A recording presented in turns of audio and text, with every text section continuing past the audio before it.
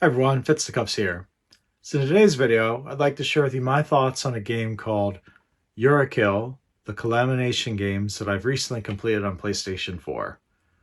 So that sounds good to you? Let's check it out. So off the bat, Yurukill, the Calumniation Games is a game that I picked up on a whim. I saw it in a game store, and I think I saw Middle Jesus talk about it briefly on one of his pickup videos, and he mentioned it had shoot 'em up elements to it. So for that reason, I was immediately intrigued. Now, in terms of story, the game begins when you and some other prisoners wake up mysteriously on a boat that's taking you to an island. The island happens to be called Yurukill Land. And Yurukill Land is named after a corporation called Yurukill Corporation, who basically they have like all the money in the world. They have more money than all these sovereign nations. They can basically do whatever they want and get away with it. And they just have so much power that's synonymous with their name that, it's kind of like, well, nothing I can really do. Yurukill has me, and I'm going to be participating in this game, and that's that. So, while you're one of the 6 prisoners headed over to Yurukill Land, you arrive there, and it's automatically like this mysterious sort of island within an amusement park on it. And think of like Disney World or something crazy like that, right? And while you arrive there's also 5 other individuals with you that are just civilians that chose to come to Yurukill Land. Now, when you arrive at Yurukill Land, you're met by this mysterious figure. It's a woman wearing like a fox mask named Bingo. She's over the top eccentric, right? She's like, "Oh, hello, Bingo, welcome to Yurukill Land." And she starts talking in these like really weird / annoying mannerisms. So, seeing as her name is Bingo, it starts with B-I-N. She makes a lot of references to things being bin, like, "Oh, we're going to have a bin-tastic time," or, bin, benevolent, or something like that. So it's really weird. She's really quirky. Now, as she's introducing everyone to Yurukill Land in the games, she announces that there's going to be a competition in which the individuals that are prisoners, they're people that were convicted of crimes in life outside of Yurukill Island. You have all sorts of crimes, everything ranging from like simple disturbing the peace, all the way up to arson, attempted murder, you name it. Those individuals are going to serve as the prisoners for the sake of this game. The civilians who have accompanied them will be teamed up with them as executioners. And what this basically means is that the executioner has the opportunity to decide whether the prisoner they're paired with lives or dies. Literally, lives or dies. So each of the prisoners are going to have a collar wrapped around their neck, and the collar has like a poison pin affixed to it. The executioners, meanwhile, have a remote control device that allows them to either press a button to kill the prisoner or release the trap mechanism, release the collar, and let them live freely. Now, why would this be, you ask? Well, it turns out that the civilians who came to join the games are not ordinary civilians. They happen to be victims of the crimes allegedly perpetrated by the convicts or the prisoners that have joined the boat.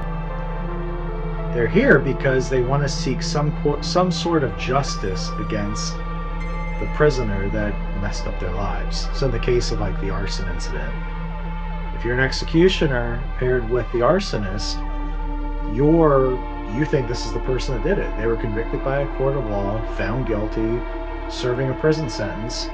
You're understandably pretty ticked off at them, and throughout the course of the game, the prisoner that was accused, convicted of arson, is trying to convince the executioner that they're innocent.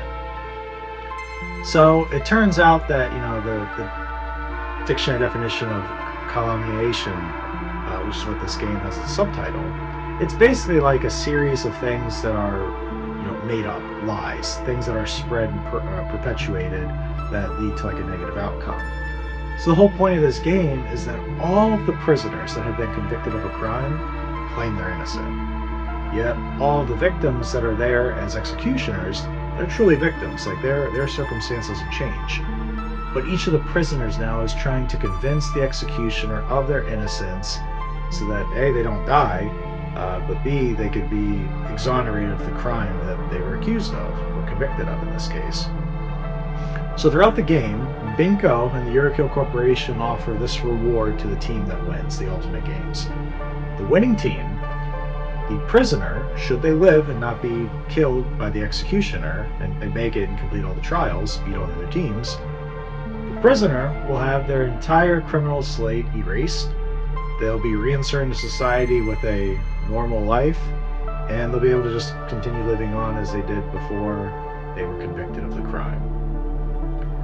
The civilian, the executioner, they basically now get any wish they want granted to them. So a lot of them you're going to find are wanting to just simply know, okay, if this prisoner isn't the one that committed the act, who did? I want to know.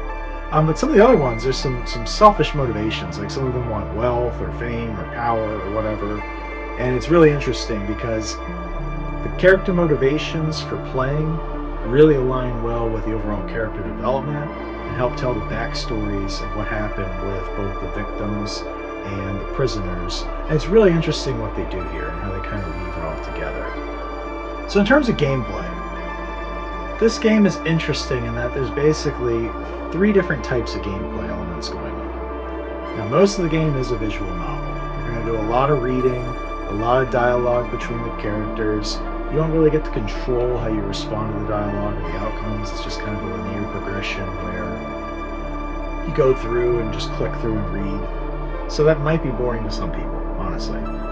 The other elements, though, after you progress through a certain amount of dialogue, is you have the actual competitive games that you have to go through with your partner, your teammate. These are more puzzle-oriented. Now, specifically, Binko and the Yurukill Corporation have designed most of the puzzles to be recreations of the crimes and or the incidents that led to why the prisoner is there, why the victim is there, etc. And it's not always readily apparent, but it's as you're playing through, the characters have like an aha moment, like a light bulb goes off, and boom, you're kind of faced with all that. So that's kind of interesting, having the puzzle element of trying to figure out, okay, well, if I put this ball into this slot, it unlocks this door, and unlocking this door leads me to this room, and this room brings back this memory flashback, and etc., etc. Now, the final element of this game is a shoot-'em-up element to it. So again, this is why I originally partook interest in this game, was the shoot-'em-up aspect, because I was thinking, oh man, who doesn't like a good shoot-'em-up, right? The thing is that to get to the shoot-'em-up elements, you have to go through a lot of the dialogue of the visual novel, you gotta go through the puzzling, and then, as a prisoner, trying to convince the executioner of your innocence, trying to change their mind, the game enters like a virtual reality battle simulator, which is the shoot-'em-up. And you got all the normal elements, you're shooting enemies, you got boss battles, but as you defeat a boss, you're basically breaking down like a character prejudice against you that will help you sort of unlock the next phase of getting the executioner to believe you're innocent.